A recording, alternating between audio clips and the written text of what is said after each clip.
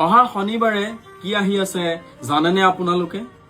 অহা শনিবাৰ 16 মে শনি মহাৰাজৰ জয়ন্তী আৰু সেইদিনাই আৰম্ভ হৈছে পুৰুষোত্তম মাহ বা মল মাহ আৰু সেই অমাৱস্যাৰ দিনাই আমাৰ কিছুমান কৰণীয় কৰ্ম আছে আৰু যদি আপোনাৰ কৰবাত সমস্যাত জটিলতা আহিছে আপুনি তাৰ পৰা নিৰ্মূল হ'ব পাৰিব।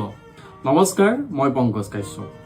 শনি মহাৰাজৰ জন্ম জয়ন্তী দিনা আপোনালোকে কিনো কৰিলে আপোনালোকৰ সকলো ক্ষেত্ৰতে শুভ ফল হ'ব তাৰে 5টা আমি আপোনালোকক নিয়ম বা টিপছ হিচাপে দিবলৈ বিচাৰিছো।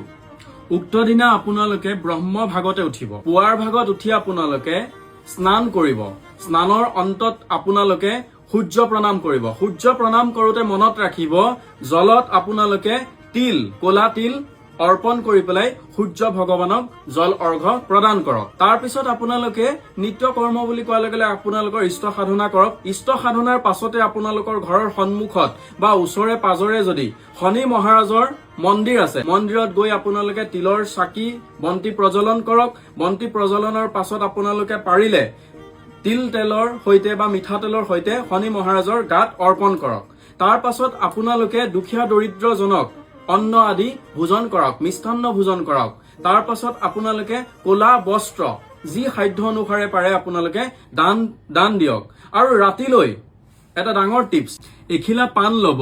পাণত আপোনালোকে লং, ইলাচি, জধান আৰু অলপ ইত্ৰ প্ৰদান কৰি আহত গছৰ তলত বা বটবৃক্ষৰ তলত অৰ্পণ কৰি তিল আৰু চাউল দি বন্তি প্ৰজ্বলন কৰি শনি মহাৰাজৰ কৃপা বিচাৰক। আপোনালোকে দেখিব আপোনালোকৰ ক্ৰমান্বয়ে আহিবলগীয়া দিনত সকলোখিনি বাধা বিঘিনিৰ পৰা পৰিত্ৰাণ পাইছে আৰু আগন্তুক দিনত সকলো ক্ষেত্ৰতে শুভ মংগল যশ কীৰ্তি আপোনালোকে প্ৰাপ্তি কৰিছে। ধন্যবাদ।